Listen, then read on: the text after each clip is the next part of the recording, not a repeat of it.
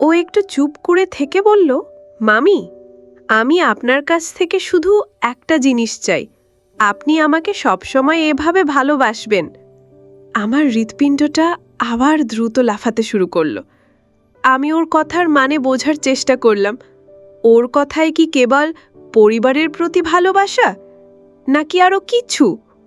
আমি বললাম, হাসান, তুমি আমার ছেলের মতো, আমি তো তোমাকে সব সময় ভালোবাসবো, কিন্তু তুমি কি আমার কাছে কিছু লুকাচ্ছ? ও হাসল, কিন্তু কিছু বলল না। আমার মনে হলো ও যেন কিছু বলতে চায়, কিন্তু সাহস করছে না। তারপর যা হলো বন্ধুরা। হ্যালো বন্ধুরা, আমি ফাইজাতুন নাহার জেভিন, বাংলাদেশের একজন মেয়ে। চলে আসলাম তোমাদেরকে মজা দেওয়ার জন্য আরও একটি মজার গল্প নিয়ে। গল্পটা শুরু হয়েছিল আমার ভাগিনাকে নিয়ে। আমার স্বামী তখন বিদেশ থাকত। বন্ধুরা, বাকিটা গল্পেই বলছি। বন্ধুরা, আশা করি তোমরা ধৈর্য ধরে পুরো গল্পটি শুনবে, নিশ্চয়ই অনেক মজা পাবে। তাহলে চলো বন্ধুরা, কথা না বাড়িয়ে মূল গল্পে যাওয়া যাক। আমার বিয়ে হয়েছিল সাইমুজ্জামান সায়েমের সঙ্গে, একজন সৎ আর পরিশ্রমী মানুষ। আমাদের বিয়ের প্রথম কয়েকটা বছর ছিল সুখের। আমরা একসঙ্গে হাসি আনন্দে দিন কাটাতাম। আমাদের ছোট্ট সংসারে একটা মেয়ে এলো, আমার রুমি। 2 বছর বয়সে ওর হাসি আর কচি কচি কথাগুলো আমাদের জীবনকে আলো করে রাখত। কিন্তু জীবন তো সবসময় একরকম থাকে না, তাই না? বিয়ের 5 বছর পর সায়েম কাজের জন্য বিদেশে চলে গেল। সেখানে একটা ভালো চাকরির সুযোগ পেয়েছিল সে। আমি আর রুমি রয়ে গেলাম এই ছোট্ট শহরের বাড়িতে, একা। সায়েম চলে যাওয়ার পর আমার জীবনটা একটু কঠিন হয়ে গেল। একা হাতে রুমির দেখাশোনা, সংসারের কাজ, আর মনের মধ্যে একটা ফাঁকা ভাব। তখন আমার জীবনে এলো আমার ভাগিনা হাসান ইমাম। হাসান আমার স্বামীর বোনের ছেলে, বয়স মাত্র 21। ওর বাবা মা অনেক আগেই আলাদা হয়ে গিয়েছিল, আর হাসান তার সৎমার কাছে বড় হয়েছে। হাসান আমাদের বাড়িতে এসে থাকতে শুরু করল, যাতে আমাদের সংসারের ছোটখাটো কাজে সাহায্য করতে পারে। বাজার সদাই, বাড়ির টুকটাক মেরামত, এসবও খুব মনোযোগ দিয়ে করত। হাসানের মধ্যে একটা জিনিস আমার খুব ভালো লাগত, ওর রুমির প্রতি ভালোবাসা। রুমি যখনই হাসানকে দেখত, ওর মুখে হাসি ফুটে উঠত। হাসান বাজার থেকে রুমির জন্য ছোট ছোট খেলনা, রঙিন বেলুন কিংবা চকলেট নিয়ে আসত। রুমি খুশিতে লাফাতো আর আমার মনটা ভরে যেত। হাসানের এই স্নেহ আমাকে মুগ্ধ করেছিল। আমি ভাবতাম, এত অল্প বয়সে কি সুন্দর দায়িত্ববোধ ছেলেটার। আমার মনে হতো হাসান আমার ছেলের মতোই, যাকে আমি সবসময় ভরসা করতে পারি। কিন্তু ধীরে ধীরে আমি কিছু একটা লক্ষ্য করতে শুরু করলাম। হাসান আমার সঙ্গে খুব বেশি কথা বলতে চাইত। সে হাসি মুখে গল্প করত, আমার দিন কেমন গেল, আমি কি করলাম, এসব জানতে চাইত। প্রথমে আমি ভেবেছিলাম এটা তো স্বাভাবিক, হয়তো ও আমাকে একা থাকতে দেখে একটু সঙ্গ দিতে চায়। কিন্তু তার কথার মধ্যে একটা অদ্ভুত আগ্রহ ছিল, যেটা আমার কাছে কিছুটা অস্বস্তিকর মনে হতো। একদিন ও আমার জন্য একটা ছোট্ট উপহার নিয়ে এলো, একজোড়া কানের দুল। আমি অবাক হয়ে বললাম, হাসান, এটা কেন? ও হেসে বলল, মামি, আপনাকে দেখে মনে হলো এটা আপনার জন্য পারফেক্ট। আমি উপহারটা নিয়ে হাসলাম, কিন্তু মনের মধ্যে একটা প্রশ্ন জাগল, হাসান কেন আমার জন্য এসব আনছে? ওর এই আচরণের পেছনে কি কোনো উদ্দেশ্য আছে? আমি নিজেকে বোঝালাম, না, আমি বোধহয় বেশি ভাবছি। হাসান তো আমার ছেলের মতোই, ওর মধ্যে কোনো খারাপ উদ্দেশ্য থাকতে পারে না। তবুও আমার মনের কোণে একটা সন্দেহ জেগে রইল, যেন কিছু একটা ঘটতে চলেছে। এক সন্ধ্যায় আমি আর রুমি আমাদের ঘরে বসে গল্প করছিলাম। হঠাৎ দরজায় একটা টোকা পড়ল। আমি একটু অবাক হলাম, কারণ এত রাতে কেউ আসার কথা নয়। আমি দরজার কাছে গিয়ে দাঁড়ালাম, কিন্তু ভয়ে দরজা খুলতে পারছিলাম না। কে জানে কে এসেছে। একটু পরে আবার টোকা পড়ল, এবার একটু জোরে। আমি সাহস করে দরজা খুললাম। দেখি হাসান দাঁড়িয়ে আছে, ওর মুখে একটা অদ্ভুত হাসি। আমি জিজ্ঞেস করলাম, হাসান, এত রাতে কি হলো? হাসান শান্ত গলায় বলল, মামি, আমার রুমে পানি নেই, তৃষ্ণা পেয়েছে, তাই ভাবলাম আপনার কাছে একটু পানি চাই। আমি ওকে পানির গ্লাস দিলাম, কিন্তু ওর চোখে একটা অস্বাভাবিক দৃষ্টি লক্ষ্য করলাম। সে আমার দিকে তাকিয়েছিল, যেন কিছু বলতে চায়, কিন্তু বলছে না। আমার মনটা অস্থির হয়ে উঠল। ও চলে যাওয়ার পর আমি দরজা বন্ধ করেই ভাবতে লাগলাম, হাসানের এই আচরণের মানে কি? ও কি সত্যিই শুধু পানির জন্য এসেছিল, নাকি এর পিছনে অন্য কিছু আছে? আমার মনের মধ্যে একটা রহস্য জেগে উঠল, যার উত্তর আমাকে খুঁজে বের করতে হবে। হাসানের সেই রাতের ঘটনাটা আমার মন থেকে যেন কিছুতেই সরছিল না। ওর চোখে সেই দৃষ্টি, সেই অদ্ভুত হাসি, এসব আমাকে বারবার ভাবিয়ে তুলছিল। আমি নিজেকে বোঝানোর চেষ্টা করলাম, হয়তো আমি বেশি ভাবছি। হাসান তো আমার ঢাগিনা, আমার ছেলের মতো, তার মধ্যে কোনো খারাপ উদ্দেশ্য থাকবে কেন? কিন্তু তবু আমার মনের কোণে একটা অস্বস্তি জেগে রইল। আমি ঠিক করলাম ওর প্রতি একটু নজর রাখব। পরের দিন সকালে আমি রুমির জন্য নাস্তা তৈরি করছিলাম। হাসান ঘরে ঢুকে হাসি মুখে বলল, মামি, রুমির জন্য বাজার থেকে একটা ছোট্ট পুতুল নিয়ে এসেছি, দেখবেন? আমি হেসে বললাম, তুমি তো রুমির জন্য সবসময় কিছু না কিছু এনে দাও, এত ভালোবাসো ওকে? হাসান হাসল, কিন্তু তার হাসিতে আবার সেই অদ্ভুত ভাবটা আমার চোখে পড়ল। ও বলল, রুমি তো আমার ছোট বোনের মতো, ওর হাসি দেখলে আমার মন ভরে যায়। আমি কিছু না বলেই শুধু মাথা নাড়লাম। দিনগুলো এভাবেই কাটছিল। হাসান আমাদের সংসারের ছোটখাটো কাজে সাহায্য করত, রুমির সঙ্গে খেলত, আর আমার সঙ্গে গল্প করার চেষ্টা করত। একদিন বিকেলে আমি বারান্দায় বসে চা খাচ্ছিলাম। হাসান এসে আমার পাশে বসল। ও বলল, মামি, আপনি সবসময় এত ব্যস্ত থাকেন, কখনো নিজের জন্য সময় পান না? আমি একটু অবাক হলাম, এমন প্রশ্ন ও আগে কখনো করেনি। আমি হেসে বললাম, মা হলে এমনই হয় হাসান, রুমি আর সংসার নিয়ে আমার সময় কেটে যায়। হাসান চুপ করে আমার দিকে তাকিয়ে রইল। তারপর বলল, মামি, আপনি অনেক সুন্দর, মানে আপনার মনটা, আপনি সবসময় সবার জন্য ভাবেন। আমি হাসলাম, কিন্তু ওর কথার মধ্যে একটা অদ্ভুত আবেগ লক্ষ্য করলাম। আমার মনে হলো ও যেন কিছু বলতে চায়, কিন্তু পুরোটা বলছে না। আমি বিষয়টা পাল্টে বললাম, হাসান, তুমি বরং বলো, তোমার পড়াশোনা কেমন চলছে? ও হাসল, কিন্তু আমার প্রশ্নের উত্তর না দিয়ে উঠে চলে গেল। আমার মন আরও অস্থির হয়ে উঠল। একদিন আমি বাড়ির পেছনের উঠোনে কাপড় ধুচ্ছিলাম। রুমি ঘরে ঘুমাচ্ছিল। হঠাৎ আমার চোখ পড়ল, হাসান দূর থেকে আমাকে দেখছে। ওর দৃষ্টিতে একটা অদ্ভুত তীব্রতা ছিল, যেন ও কিছু ভাবছে। আমি একটু অস্বস্তি বোধ করলাম। কাজ শেষ করে ঘরে ঢুকে গেলাম, কিন্তু মনের মধ্যে প্রশ্নটা আরও জোরালো হলো, হাসান কেন এমন করছে? ওরই আচরণের মানে কি? আমি কি ভুল কিছু ভাবছি? সেদিন রাতে আমি রুমিকে নিয়ে ঘুমাতে গেলাম, কিন্তু ঘুম আসছিল না। হাসানের আচরণ আমাকে বারবার ভাবিয়ে তুলছিল।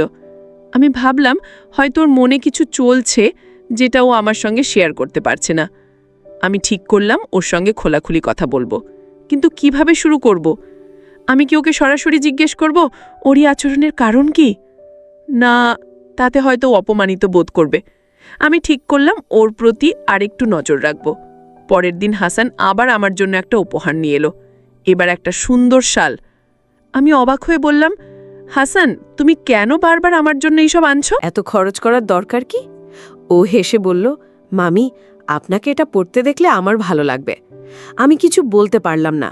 ওর কথায় কোনো খারাপ উদ্দেশ্য থাকতে পারে না, তাই না? তবু আমার মন বলছিল এর পেছনে কিছু একটা আছে। আমি ঠিক করলাম আমাকে আরেকটু সতর্ক হতে হবে। সেদিন রাতে আমি বিছানায় শুয়ে ভাবছিলাম, হাসানের এই আচরণ কি সত্যিই নিষ্পাপ, নাকি আমি সঠিকভাবে বুঝতে পারছি না। আমার মনে একটা দ্বিধা জন্ম নিল। আমি ভাবলাম, হয়তো আমাকে ওর মনের কথা জানতে হবে, কিন্তু কিভাবে? আমি ঠিক করলাম আমি ওকে একটা পরীক্ষার মুখোমুখি করব।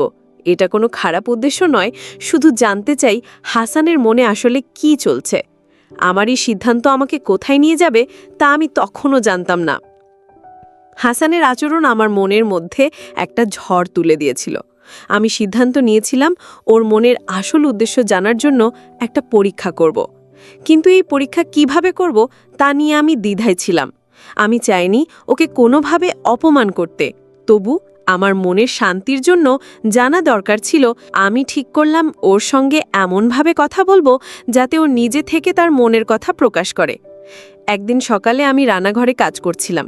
হাসান এসে বলল, মামি, আজ বাজারে গিয়ে রুমির জন্য একটা নতুন বই কিনেছি, ওকে গল্প পড়ে শোনাতে ভালো লাগে। আমি হাসলাম, কিন্তু মনে মনে ভাবলাম, এটা কি শুধুই রুমির জন্য নাকি আমার দৃষ্টি আকর্ষণ করার জন্য? আমি বললাম, হাসান, তুমি রুমির জন্য এত কিছু করো, কিন্তু নিজের জন্য কিছু করো না কেন? তোমার বন্ধু বান্ধব, পড়াশোনা এসব নিয়ে কিছু বলো না? ও হাসল, কিন্তু উত্তরে কিছু বলল না। এক বিকেলে আমি আর রুমি বাড়ির ছাদে বসেছিলাম। রুমি তার খেলনা নিয়ে খেলছিল, আর আমি একটা বই পড়ার চেষ্টা করছিলাম। হাসান এসে আমাদের সঙ্গে যোগ দিল। ও রুমির সঙ্গে খেলতে শুরু করল, কিন্তু মাঝে মাঝে আমার দিকে তাকাচ্ছিল। আমি লক্ষ্য করলাম ওর দৃষ্টিতে একটা অদ্ভুত আকর্ষণ। আমি ইচ্ছাকৃতভাবে বললাম, হাসান, তুমি এত হাসি খুশি থাকো কিভাবে? তোমার জীবনে কি কোনো দুঃখ নেই? ও থমকে গেল, তারপর বলল, মামি, আমার জীবনে অনেক কিছু হয়েছে, কিন্তু আপনাদের সঙ্গে থাকলে সব ভুলে যাই।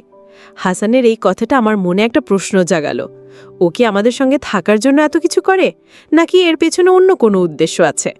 আমি ঠিক করলাম ওকে একটু পরীক্ষা করার জন্য কিছু করতে হবে। পরের দিন আমি ইচ্ছাকৃতভাবে একটু খোলামেলা কথা বললাম। আমি বললাম, হাসান, তুমি তো অনেক ভালো ছেলে, তোমার মতো কেউ থাকলে আমার আর সায়েমের চিন্তা থাকতো না। ও হাসল, কিন্তু আমি লক্ষ্য করলাম ওর চোখে একটা অস্বস্তি। ও বলল, মামি, আপনি আমাকে বড্ড বেশি প্রশংসা করেন। একদিন সন্ধ্যায় আমি রুমিকে খাওয়াচ্ছিলাম। হাসান এসে বলল, মামি, আজ আমি রান্না করে দেব, আপনি সবসময় এত কাজ করেন, একটু বিশ্রাম করুন। আমি অবাক হলাম, হাসান এমন কখনো বলেনি। আমি হেসে বললাম, তুমি রান্না করবে? ঠিক আছে, দেখি তুমি কি পারো। ও রান্নাঘরে গেল, আর আমি রুমির সঙ্গে বসে রইলাম, কিন্তু মনে মনে ভাবছিলাম, এটা কি ওর আরেকটা চেষ্টা আমার কাছে আসার? আমার সন্দেহ আরও গাঢ় হলো। রান্না শেষে হাসান একটা সাধারণ খিচুড়ি আর সবজি নিয়ে এলো। আমরা একসঙ্গে খেতে বসলাম। খাওয়ার সময় ও বলল, মামি, আমি যখন ছোট ছিলাম আমার মা আমাকে এমন খিচুড়ি রান্না করে খাওয়াতো। আমি অবাক হলাম, হাসান কখনো তার মায়ের কথা বলেনি। আমি জিজ্ঞেস করলাম, তোমার মা? তুমি তো কখনো বলনি। ও হাসল, কিন্তু চোখে একটা বিষণ্ণতা দেখলাম। ও বলল, মা অনেক আগে চলে গেছেন, আমি তাকে খুব মিস করি। হাসানের এই কথাটা আমার মনে একটা নতুন চিন্তা জাগালো। ওর এই আচরণ কি তার মায়ের জন্য কোনো গভীর আবেগের প্রকাশ, নাকি এটা শুধু আমার মনের ভুল? আমি ঠিক করলাম আমার পরীক্ষাটা আরেকটু এগিয়ে নিতে হবে। পরের দিন আমি ওকে আমার ঘরে ডাকলাম। আমি বললাম, হাসান, তুমি আমাদের জন্য এত কিছু করো, কিন্তু আমি তোমাকে কিছুই দিতে পারি না। বলো, আমি তোমার জন্য কি করতে পারি? ও চুপ করে রইল, তারপর বলল, মামি, আপনি আমার জন্য সব করেন, আপনার এই স্নেহই আমার জন্য যথেষ্ট। হাসানের এই কথায় আমার মন আরও দ্বিধায় পড়ল। ওর কথায় কি সত্যি কোনো গোপন উদ্দেশ্য নেই, নাকি আমি এখনও পুরোটা বুঝতে পারছি না? আমার পরীক্ষা এখনও শেষ হয়নি। আমি ঠিক করলাম আমাকে আরেকটু গভীরে যেতে হবে। হাসানের মনের আসল রহস্য আমাকে জানতেই হবে, যাতে আমার মনের এই অস্থিরতা দূর হয়। হাসানের কথাগুলো আমার মনে একটা অদ্ভুত দ্বন্দ্ব তৈরি করেছিল। ওর কথায় যেন একটা গভীর আবেগ ছিল, কিন্তু আমি বুঝতে পারছিলাম না সেটা কিসের জন্যে। আমার পরীক্ষা চালিয়ে যাওয়ার সিদ্ধান্ত আমি আরও দৃঢ় করলাম। আমি চাইছিলাম ওর মনের আসল উদ্দেশ্যটা জানতে, কিন্তু একই সঙ্গে আমার মন বলছিল আমি হয়তো ভুল পথে হাঁটছি। তবু আমার অস্থিরতা আমাকে থামতে দিচ্ছিল না। একদিন সকালে আমি রুমির জন্যে কিছু কাপড় গোছাচ্ছিলাম। হাসান এসে বলল, মামি, আমি আজ রুমিকে পার্কে নিয়ে যাব, ওকে একটু ঘুরিয়ে আনি। আমি হেসে রাজি হলাম। রুমি তো হাসানের সঙ্গে যেতে পাগল। কিন্তু আমি লক্ষ্য করলাম হাসান যখন রুমির সঙ্গে কথা বলছিল তখনও তার চোখ আমার দিকে ছিল। আমি ইচ্ছাকৃতভাবে বললাম, হাসান, তুমি রুমির জন্য এত করো, আমার জন্য কিছু করবে না? এটা ছিল আমার পরীক্ষার একটা অংশ। ও একটু থমকে গেল, তারপর হেসে বলল, মামি, আপনার জন্যে তো আমি সবসময় কিছু না কিছু করি। হাসান আর রুমি পার্কে চলে গেল। আমি একা বাড়িতে বসে ভাবছিলাম, ওর এই কথার মানে কি? ও কি সত্যিই আমার প্রতি কোনো অস্বাভাবিক আকর্ষণ অনুভব করে, নাকি আমি ওর ভালোবাসাকে ভুল বুঝছি? আমার মনের মধ্যে একটা যুদ্ধ চলছিল। আমি নিজেকে বোঝালাম, হাসান আমার ছেলের মতো, ওর মধ্যে কোনো খারাপ উদ্দেশ্য থাকতে পারে না। কিন্তু তবু আমার সন্দেহ কাটছিল না। সন্ধ্যায় হাসান আর রুমি ফিরল। রুমির হাতে একটা রঙিন বেলুন আর মুখে হাসি। হাসান আমার দিকে তাকিয়ে বলল, মামি, আপনার জন্য কিছু এনেছি। ও আমাকে একটা ছোট ফুলের তোড়া দিল। আমি অবাক হলাম। ফুলের তোড়া? এটা কি সাধারণ স্নেহের প্রকাশ, নাকি এর পেছনে কিছু আছে? আমি হেসে বললাম, হাসান, তুমি এত কিছু কেন করো? আমি তো তোমার মামি, এসবের দরকার নেই। ও শান্ত গলায় বলল, মামি, আপনাকে দেখলে আমার মন ভালো হয়। এই কথাটা আমাকে আরও কৌতূহলী করে তুলল।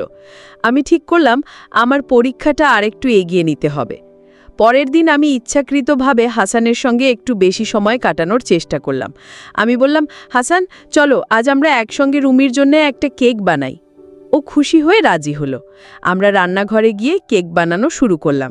কাজের ফাঁকে আমি ওকে জিজ্ঞেস করলাম, হাসান, তুমি কখনো তোমার মায়ের কথা বলো না, ওনার সঙ্গে তোমার কি স্মৃতি আছে? ওর মুখটা মলিন হয়ে গেল। ও বলল, মামি, আমার মা যখন চলে যান আমি খুব ছোট ছিলাম। আমার সৎমা আমাকে বড় করেছেন, কিন্তু মায়ের মতো ভালোবাসা কখনো পাইনি। আমি চুপ করে ওর কথা শুনলাম। ওর কণ্ঠে একটা গভীর কষ্ট ছিল। আমি বললাম, তুমি কি এখনো তোমার মাকে মিস করো? ও মাথা নাড়ল, কিন্তু কিছু বলল না। আমার মনে হলো হয়তো ওর এই আচরণের পেছনে তার মায়ের জন্য একটা গভীর আকাঙ্ক্ষা আছে। কেক বানানো শেষ হলো। রুমি খুশিতে লাফিয়ে উঠল। আমরা 3 জন মিলে কেক কাটলাম, কিন্তু আমার মনের মধ্যে এখনও সেই প্রশ্নটা ঘুরছিল। হাসানের এই স্নেহ, এই উপহার, এই আচরণ, এসব কি শুধুই একটা ছেলের তার মায়ের প্রতি ভালোবাসার প্রকাশ, নাকি এর পেছনে কিছু লুকিয়ে আছে? আমি ঠিক করলাম আমার পরীক্ষাটা আরও গভীর করতে হবে। আমি ওকে এমন একটা পরিস্থিতিতে ফেলব যেখানে ওর মনের আসল কথা বেরিয়ে আসবে। সেদিন রাতে আমি বিছানায় শুয়ে ভাবছিলাম, আমার এই পরীক্ষা কি ঠিক? আমি কি হাসানের সঙ্গে অন্যায় করছি? কিন্তু আমার মনের অস্থিরতা আমাকে থামতে দিচ্ছিল না। আমি জানতাম আমাকে এই রহস্যের উত্তর খুঁজতে হবে। হাসানের মনের আসল উদ্দেশ্য আমাকে বুঝতে হবে, যাতে আমি নিশ্চিত হতে পারি আমার সন্দেহ কতটা সত্যি। আমার পরবর্তী পদক্ষেপ কি হবে তা আমি পরিকল্পনা করতে শুরু করলাম। হাসানের আচরণ নিয়ে আমার মনের অস্থিরতা ক্রমশ বাড়ছিল। আমি ঠিক করেছিলাম আমার পরীক্ষাটা আরেকটু এগিয়ে নিয়ে ওর মনের আসল উদ্দেশ্য জানতে হবে। আমি চাইছিলাম না ওকে কষ্ট দিতে, কিন্তু আমার মনের শান্তির জন্য এটা জরুরি ছিল। আমি ঠিক করলাম ওকে এমন একটা পরিস্থিতিতে ফেলব যেখানে ওর মনের কথা স্পষ্ট হয়ে যাবে। একদিন সকালে আমি রুমিকে স্কুলে পাঠানোর পর হাসানকে বললাম, হাসান, আজ আমার একটু সাহায্য লাগবে। আমি বাড়ির কিছু জিনিস গোছাতে চাই, তুমি কি আমাকে হেল্প করবে? ও তৎক্ষণাৎ রাজি হলো। আমরা দুজনে মিলে পুরনো কিছু জিনিস সাজাতে শুরু করলাম। কাজের ফাঁকে আমি ইচ্ছাকৃতভাবে বললাম, হাসান, তুমিও আমাদের জন্য এত কিছু করো, কিন্তু কখনো নিজের কথা বলো না। তোমার কি কোনো স্বপ্ন নেই, কিংবা কেউ পছন্দ হয়েছে? আমি ওর প্রতিক্রিয়া দেখার জন্য অপেক্ষা করলাম। হাসান একটু থমকে গেল, তারপর হেসে বলল, মামি, আমার স্বপ্ন তো সাধারণ, একটা ভালো চাকরি, একটা সুখী জীবন। আর পছন্দের কথা, সেটা তো এখনই ভেবে দেখিনি। ওর কথায় একটা লাজুক ভাব ছিল, কিন্তু আমি লক্ষ্য করলাম ও আমার দিকে তাকিয়ে কথা বলছে না। আমি আরেকটু চাপ দিয়ে বললাম, তাই? তুমি এত ভালো ছেলে, কেউ তোমাকে পছন্দ করবে না, এটা হতেই পারে না। ও হাসল, কিন্তু কিছু বলল না। আমার মনে হলো ও যেন কিছু লুকাচ্ছে। দুপুরে আমি রান্নাঘরে কাজ করছিলাম। হাসান এসে বলল, মামি, আমি বাজার থেকে কিছু জিনিস নিয়ে আসব, আপনার কিছু লাগবে?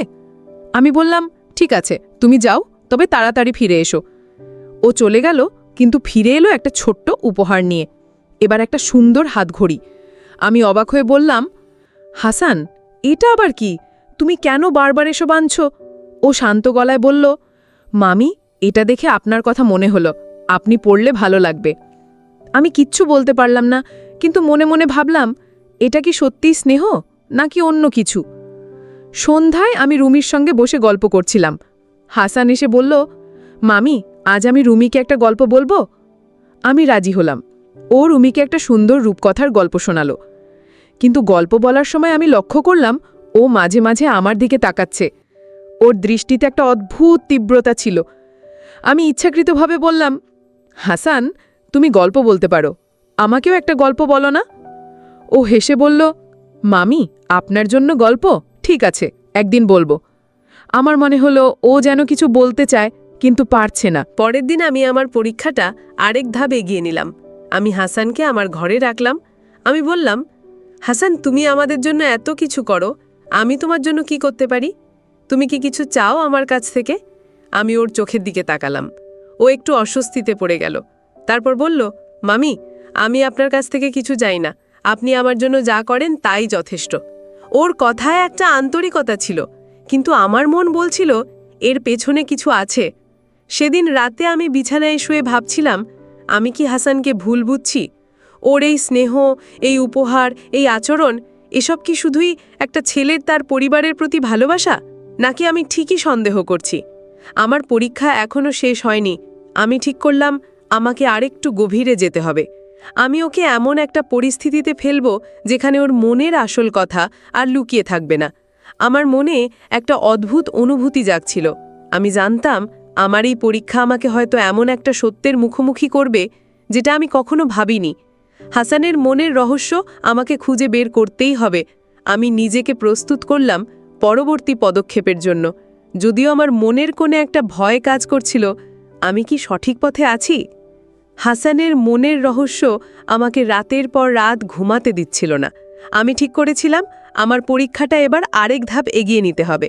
আমি চাইছিলাম ওর আচরণের পেছনের সত্যটা জানতে, কিন্তু একই সঙ্গে আমার মনের মধ্যে একটা ভয় কাজ করছিল। আমি কি হাসানের সঙ্গে অন্যায় করছি?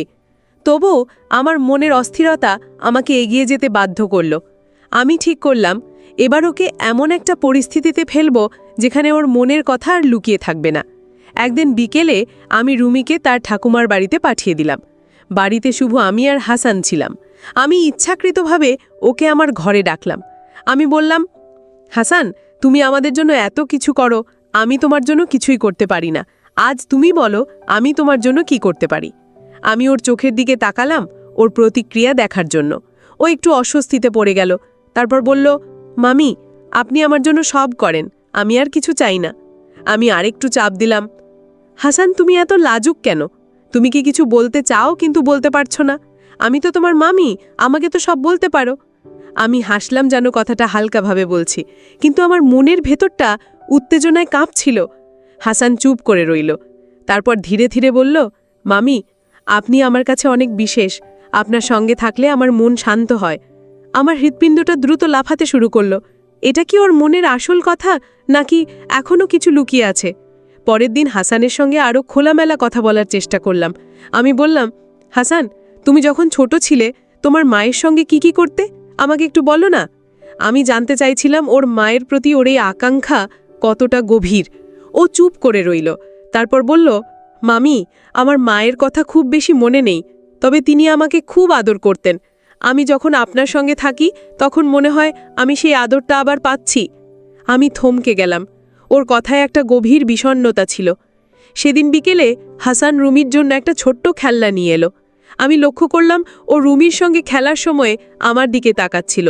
আমি ইচ্ছাকৃতভাবে বললাম, হাসান, তুমি রুমির জন্য এত কিছু করো, আমার জন্য কিছু করবে না? এটা ছিল আমার পরীক্ষার আরেকটা অংশ। ও হেসে বলল, মামি, আপনার জন্য তো আমি সবসময় কিছু না কিছু করি।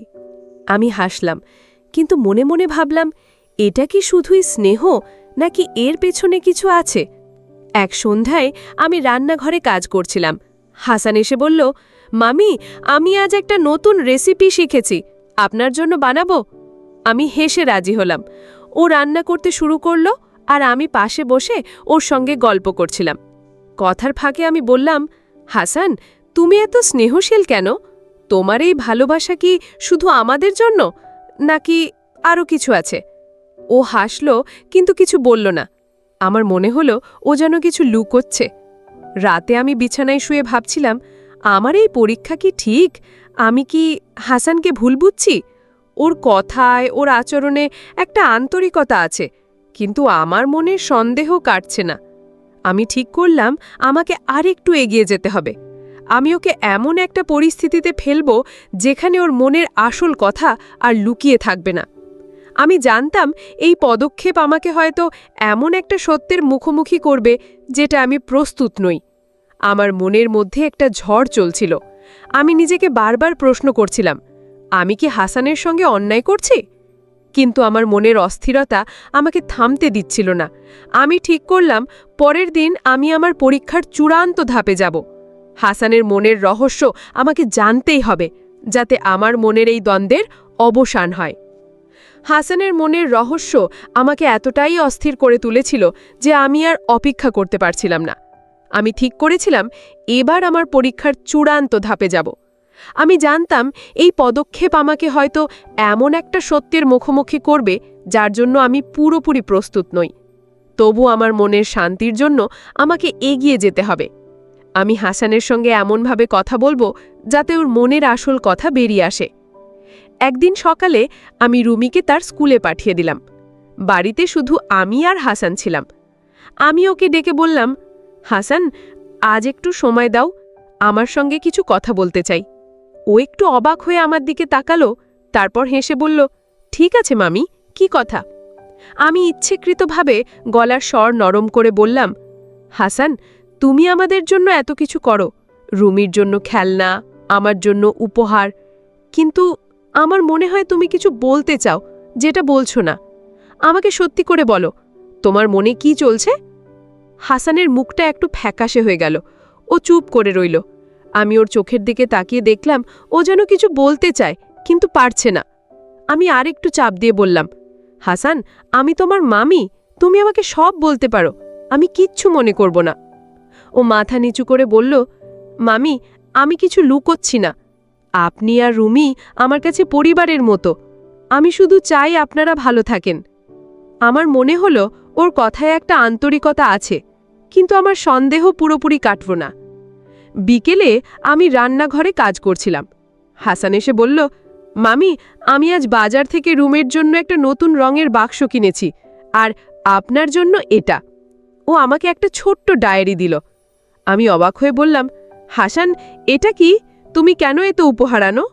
ও হেসে বলল, মামি, যখন কিছু লিখবেন আমার কথা মনে পড়বে।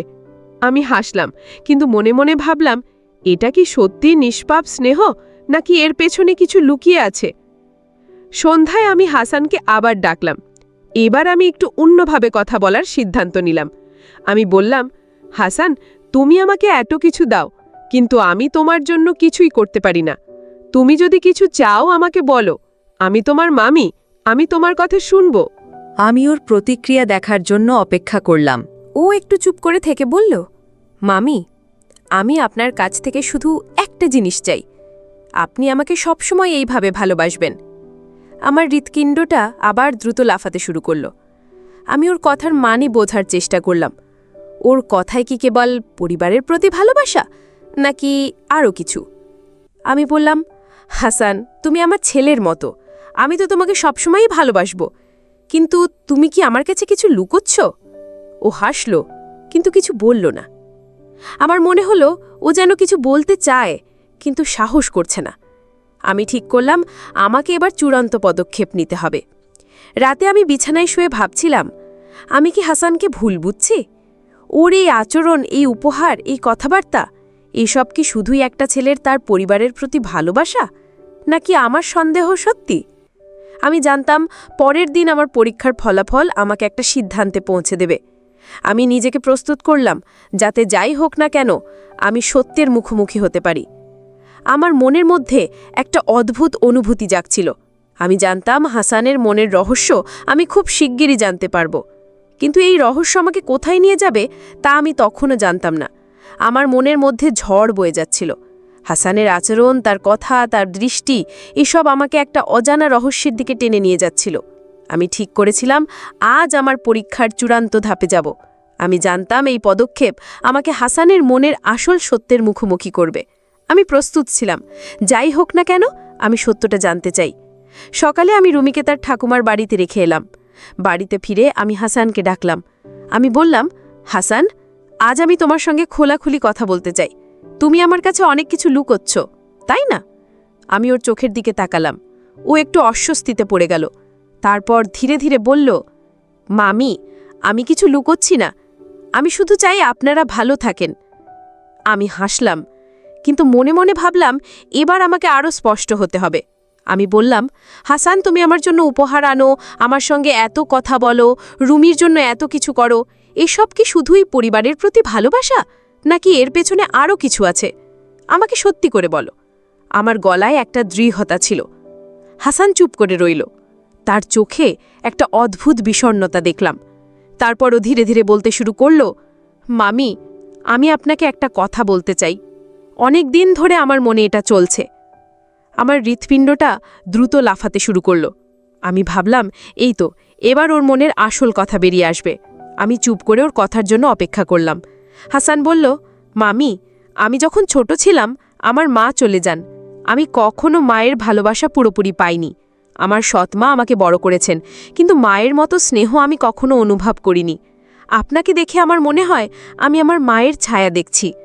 আমি থমকে গেলাম। ওর কথায় একটা গভীর আবেগ ছিল।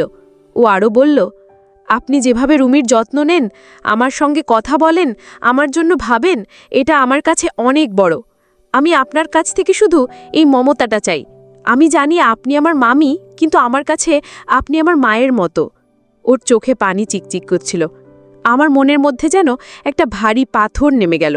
আমি নিজেকে সামলিয়ে বললাম, হাসান, তুমি এটা আগে কেন বলনি? আমি তোমাকে সবসময় ছেলের মতোই ভালোবাসি, কিন্তু তোমার এই আচরণ আমাকে ভুল বুঝিয়েছে। ও মাথা নিচু করে বলল, মামি, আমি কখনো চাইনি আপনি আমাকে ভুল বোঝেন।